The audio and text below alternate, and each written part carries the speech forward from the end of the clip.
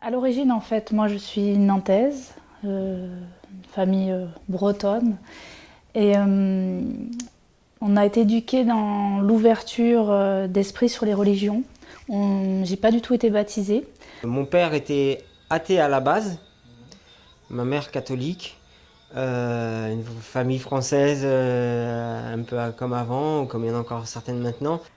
Mes parents n'étaient absolument pas pratiquants. Mon père portait la Vierge, la Bonne Mère, parce que c'était un marin, etc. Lui, un marin, donc pas pêcheur, mais un marin comme Marius, quoi. Il faisait le tour du monde, Saïgon, en bateau, etc.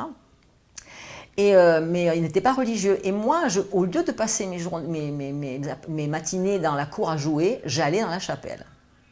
Il y avait une chapelle en bois, qui était toute en bois, et avec une petite lumière représentant l'Esprit Saint. Enfin, je ne sais plus, j'ai un peu oublié quand même avec tout ce passé. Et je trouvais une paix extraordinaire là-dedans. Et je chantais Plus près de toi, mon Dieu, toute seule dans la chapelle. Enfin, c'était vraiment, j'étais très très inspirée. Je me disais, peut-être un jour je serai religieuse. Enfin, Dieu est rentré dans ma vie, je devais avoir 6-7 ans. Au fur et à mesure, je commençais à côtoyer un peu des musulmans. J'ai commencé à m'intéresser parce que j'avais des copains. Par contre, j'ai commencé à leur poser des questions sur l'islam. J'ai commencé à leur poser des questions.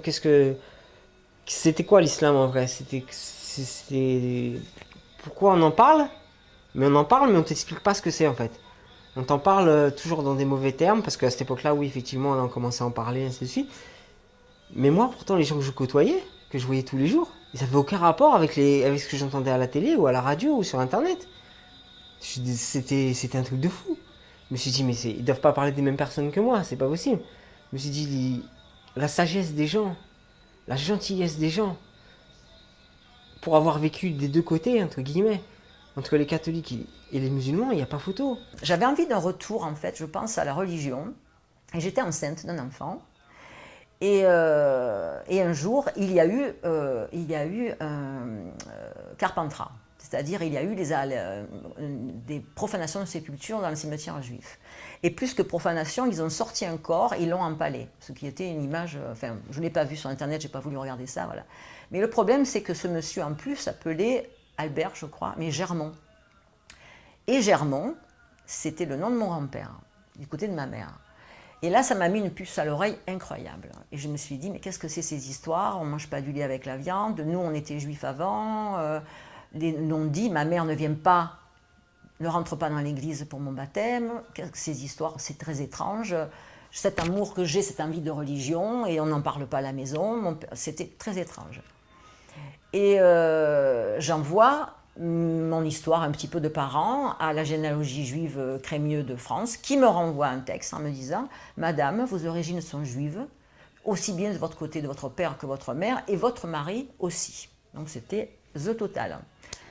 Il y a eu tout un système de rencontres qui m'a amenée à me convertir. Donc je me suis convertie en 2006, mais alors rapidement j'ai commencé à faire une prière par jour, ça durait un mois ou deux.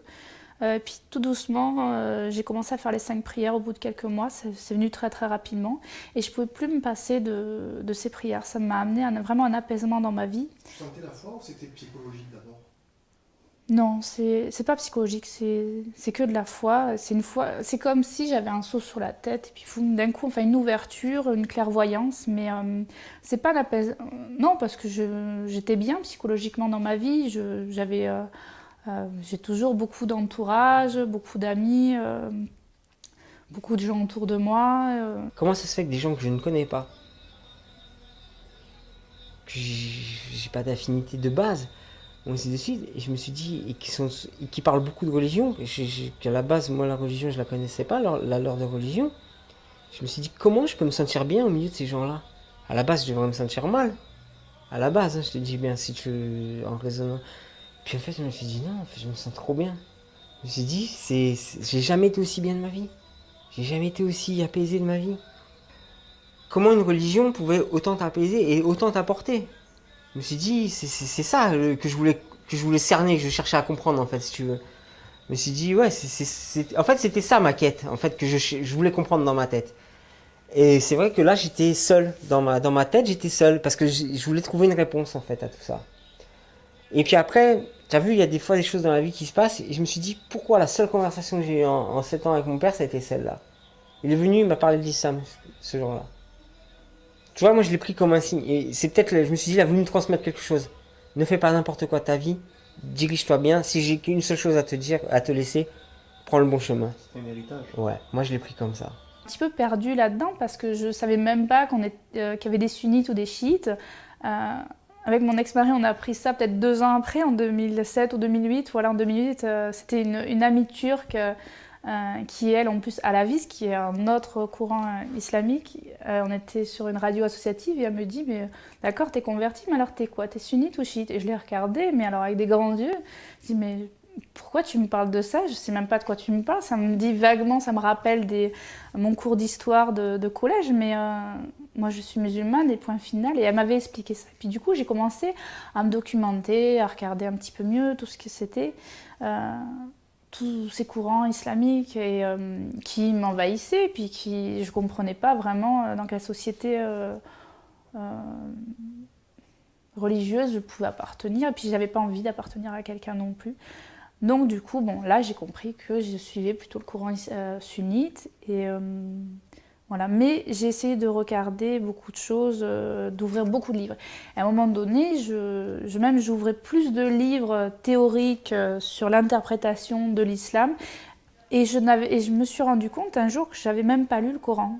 Ma fille est partie, j'ai chanté donc avec l'Opéra de Marseille, j'ai chanté en 2009 juillet pour l'opéra pour le Festival d'art sacré et je chantais le rôle de Balkis en fait, Salomon et Balkis.